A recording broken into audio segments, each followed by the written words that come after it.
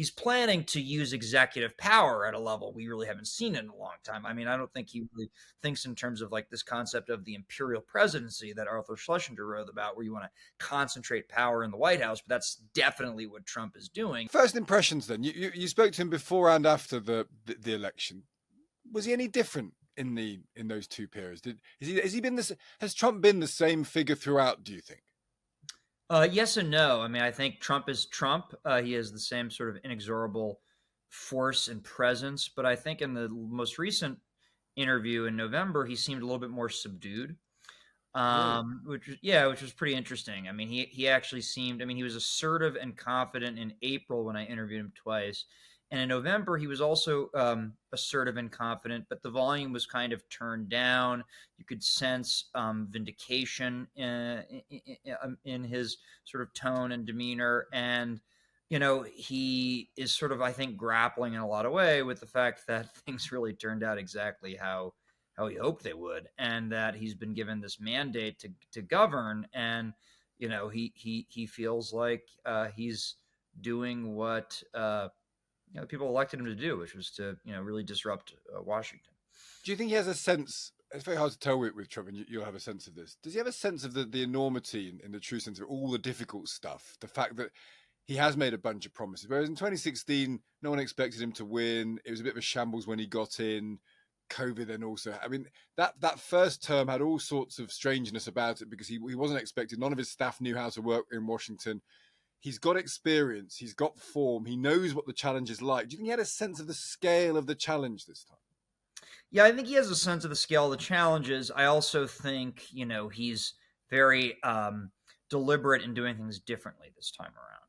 I mean, I think that really is manifested most in personnel, in hiring. Last time, he feels like he relied on veteran Republican stalwarts to help him staff his administration.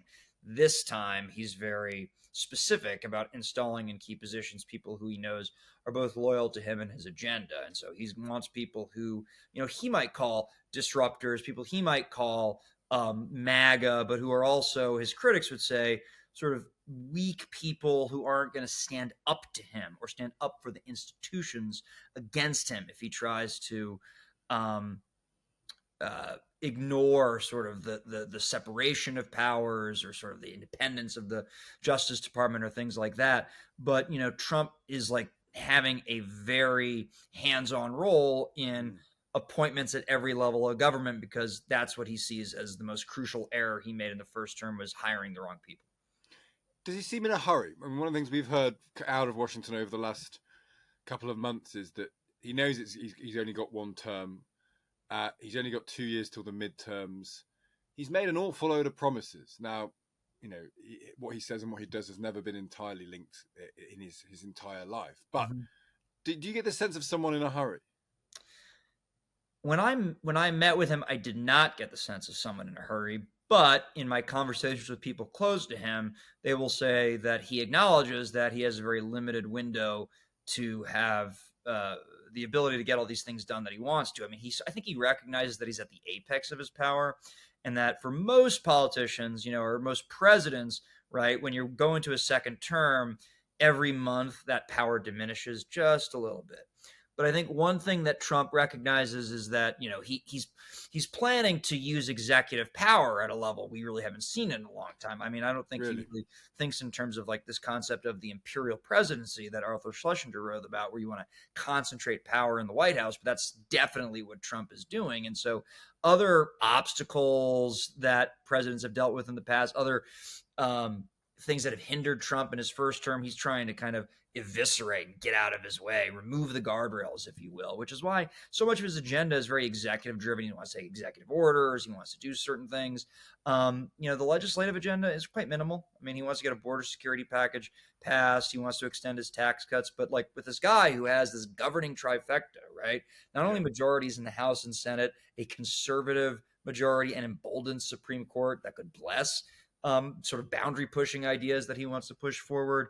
That's just not where his head is at. His head is at wanting to use the power of the presidency to move his agenda in Washington. So he's kind of King Donald. This is a kind of, this is a country founded on not having a monarchy. this is probably the closest America's ever been to monarchy, certainly in 100 years, 200 years. To an extent, you could certainly say that, but I do also think there are other ways in which Trump acknowledges the need for collaboration in order to get things done.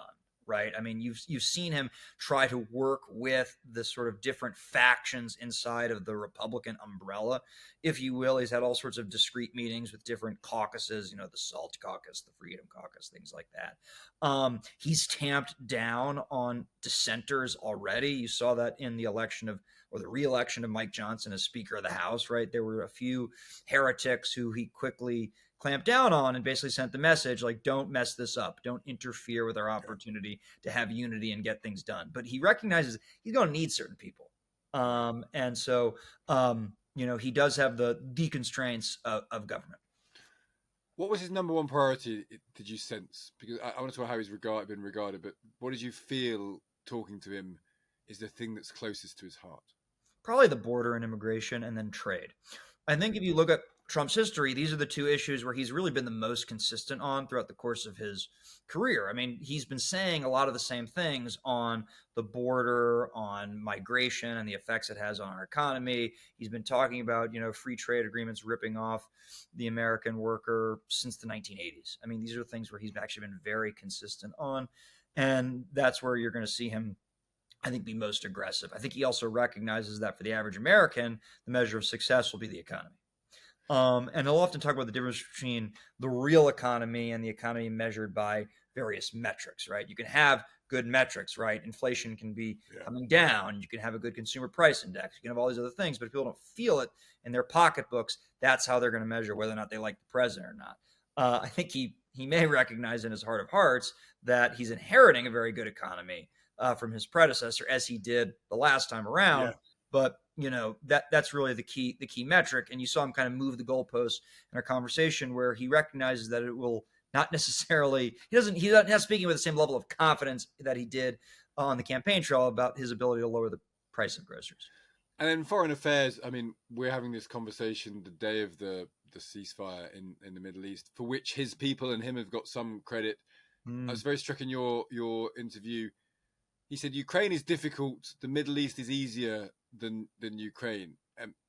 And maybe, I mean, look, God knows what will happen in the Middle East, but the levers that you can pull in the Middle East, he seemed to say to you, and has been proven in the last couple of weeks, is America has much greater ability to influence Israel and Hamas than it maybe does Ukraine and Russia. Did you get that sense talking to him? Yeah, I mean, I think he recognized that he has leverage over Netanyahu in a way that other presidents don't, right?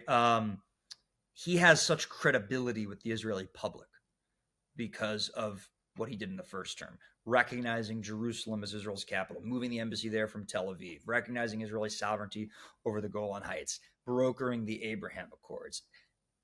Trump can put the squeeze on Netanyahu and have credibility not only with the Israeli people, with the evangelical community in the United States, which is the most important constituency for him politically when it comes to this issue, as well as the American Jewish community, in a way that Biden or a Democrat couldn't without facing a real onslaught of criticism. So I think Trump recognizes that, and he's dealt with Netanyahu. He's had skirmishes with Netanyahu. In my conversation with him in April, he said he had a bad experience with Netanyahu, actually very strong rebuke against him. So I think that, Trump recognizes the players in that saga a little bit better and has an ability to move them than he does with Ukraine and with Russia. It's also noteworthy Trump got in trouble in his first term. His first impeachment came about because Ukrainian President Volodymyr Zelensky did not acquiesce to his pressure to open up an investigation into Hunter Biden.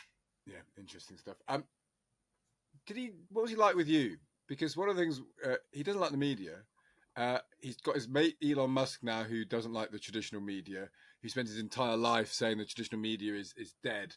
When you walk into the room as a representative of a pretty traditional bit of the traditional media, does he make a joke? Does he have a go at you? Does he bristle? Is he big silverback gorilla with you? How does he approach you as a member of the dreaded media? Well, he's very charming. He's very gracious. He's not naturally antagonistic. I think Trump in- likes that's to. so interesting, though, right? Because on social media he kind of is, isn't he? So does he have a social media persona and an actual persona? Do you think?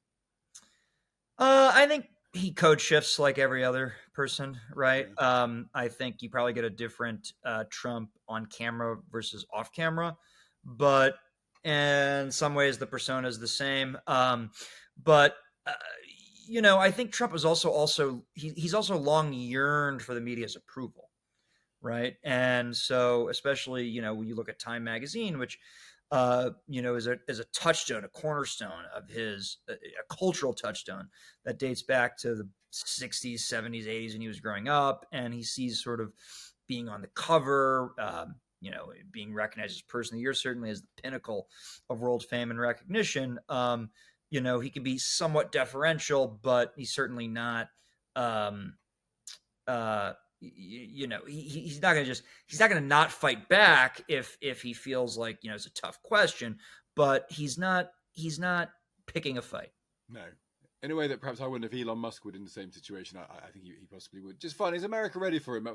The world seems to have normalized Trump in terms of its expectations. They're giving him a lot of credit anyway. Everyone you speak to is kind of giving Trump credit. It's always he's going to have an impact in the Middle East. Oh, he's going to have an impact in Russia. He's going to have an impact on China. He's going to do stuff that's going to change the game. Do you think America's ready for him?